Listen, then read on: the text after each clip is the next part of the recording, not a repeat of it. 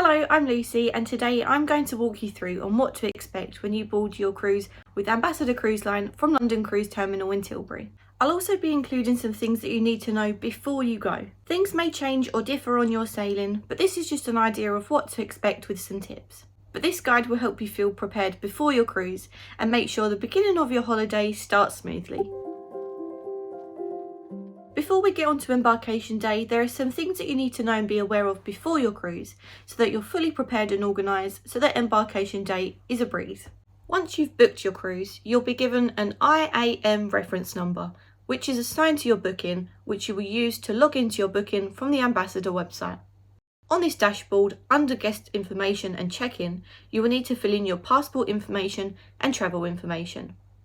Your travel information will include sections for you to advise on dietary and mobility requirements, along with emergency contact numbers and travel insurance information. You must make sure that you have cruise cover on your travel insurance. Anything that you buy on board, you will use your assigned cruise card to pay, and it will be charged to your onboard account. On the dashboard, you can pre-register your card to have the money taken automatically, but if you wish to use cash, this can be done on board by topping up your account at reception. If you do wish to use a card, then your card will be pre-authorised for £1, which will appear on your bank statement as a pending transaction until the end of your cruise. Your embarkation time will be shown on the sailing page of the dashboard, and you'll usually find out around 3 weeks before the sailing date. If you wish to book car parking or the coach transfer from London Victoria, you can do that on here too. Other things that can be done on this online dashboard is selecting your preferred dining times and table size in the main dining room, selecting your preferred bed configuration if you wish to have twin beds or double, booking destination experiences, buying drinks and gift packages, and more. 3 days before your cruise, you'll need to come back onto this dashboard to complete a health declaration to confirm you are fit and healthy to board. Once these steps have been completed, you'll now be able to download your boarding pass and luggage tags, which you will need to print. Your printed luggage tags need to be attached before handing in your luggage, which I'll talk about shortly. Don't panic if you do forget to print these off, as staff can help you out at the terminal. If you have booked the parking or coach options, make sure to have these downloaded onto your phone, or you can print these if you prefer. I think that's the main information you need to know before your cruise, so now let's talk about embarkation day. For information on how to get there, I've previously done an in-depth video, so make sure you check that out afterwards. Depending on how you arrive at the cruise terminal, things will be a little bit different, so let's start with if you're arriving by car and using the on-site car park. You'll need to have pre-booked and paid for the parking in advance, which you can do online on the dashboard I've just shown, speaking to your travel agent, or by calling. Prices vary, but to give an idea, we paid £98 for a 7-night cruise, and the car park is locked for the duration of your cruise. When you arrive at the car park, you'll need to show the parking attendant the confirmation, and you'll be directed as to where to drop off your luggage. Referring back to the printed luggage tags I mentioned earlier, here is where you will drop off the tagged luggage to the baggage handlers. Make sure you do not pack your passport, boarding pass, medications, and anything else really important. These things you can bring on as hand luggage. The baggage handlers will take your luggage to the ship, and the ship crew will deliver it directly to your cabin door. After dropping your case, you will be directed to the next parking attendant, who will direct you on where to park your car. The car park is directly opposite the terminal and is just a short walk across the road. If you're arriving by coach, on foot from the station, or being dropped off, then you will enter via this entrance in front of the terminal. You will also need to have your tagged luggage and hand luggage separate, as I have just explained.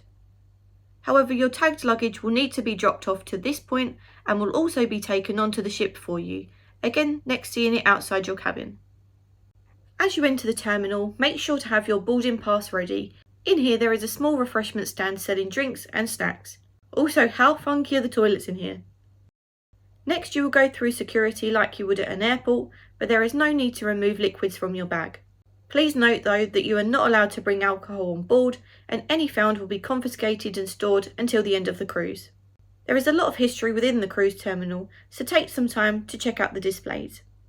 Then we head into the check-in area, where you will need your boarding pass and passport. If it's not your embarkation time yet, which you can see online and on your boarding pass, there are plenty of seats for you to wait for your designated time. Once it gets to your embarkation time, head to the queue to check in and you'll be directed to a desk where your details will be checked and a photo will be taken to link to your account.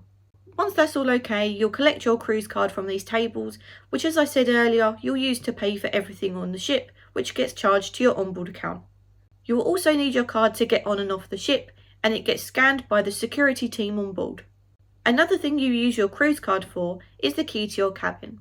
So it's very important that you keep it on you at all times. As soon as you get on the ship, you'll get your cruise card scanned to show that you are on board.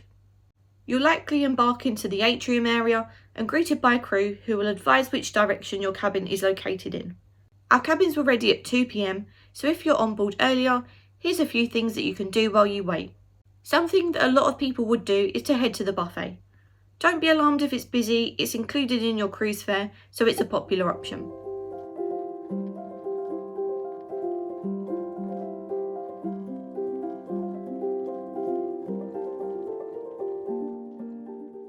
The alfresco grill is also open, which is again included in your cruise fare, and where you can grab pizza, burgers, hot dogs and chips, but I'll be making a video on the food options, so stay tuned for that.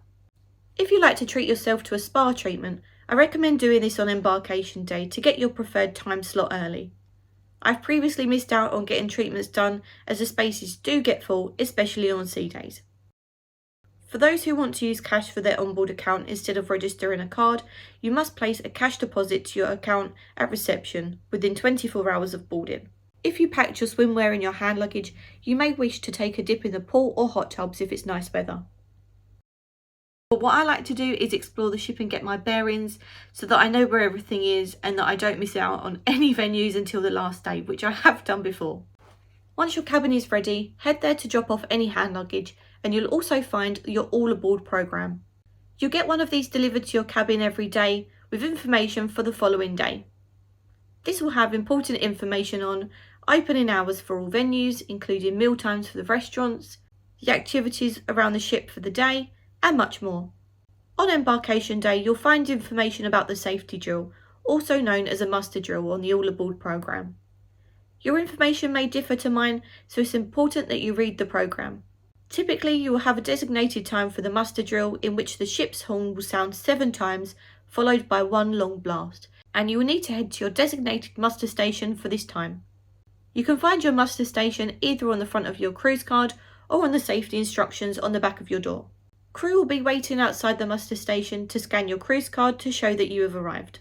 Once everyone has been scanned into their muster station, safety instructions will be given over the PA system and you'll be shown by crew how to put on your life jacket. There is also a safety video for you to watch on the TV in your cabin. Once the muster drill is complete, you are free to carry on your holiday and enjoy sail away. For dinner, there are several options where you can eat. The main dining room is where you'll receive table service from a set menu, the buffet, or specialty dining. As I said, I'm going to be doing another video on the food options, but I just want to talk about the main dining room in this section, as there are a few things that you need to know before. Let's rewind for a moment to the beginning of the video, where I mentioned about selecting your preferred dining time and table size on the dashboard. Although you may have chosen your preferred time and table size, this is not guaranteed.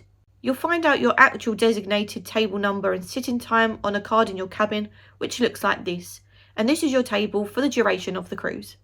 If you're not happy with what you've been given, there is a possibility to make some changes with the restaurant manager before dinner time, but again, this is not guaranteed. Also, it's good to know that there aren't many tables for 2, so you may be seated with other passengers. If this isn't suitable for you, then the buffet is still a fantastic place to eat, which we did on our last cruise, or maybe try the specialty restaurants, which you can book at reception. The dining times in the main dining room are 5:45 for the first sitting and 8:15 for the second, and here's an idea of what you can expect to see on the menu.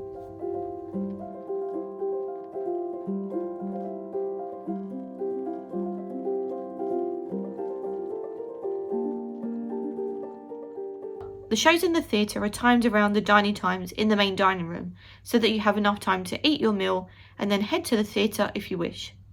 But the night is yours to do whatever you want. There are different types of entertainment going on around the ship, from quizzes to game shows to live music and more. There may also be a chance to do some shopping or maybe try your luck in the casino, but these won't be open when the ship is in port due to maritime laws. My perfect evening on the cruise would look like dinner in the main dining room, then to the theatre, and then for a dance in the evening until the early hours of the morning. But I would love to hear what your perfect evening would look like, so leave a comment down below. So that's it for this video. Thank you so much for watching. I hope it's helped you feel a bit more prepared for your cruise. If it has, please give it a thumbs up and don't forget to hit the subscribe button. There's plenty more Ambassador Cruise content coming. Let me know if you're heading on an Ambassador Cruise soon. I'd love to hear where you're going, or if you've been, did you enjoy it? I would love to know it all. Thank you so much again for watching, and I'll see you very soon. Bye!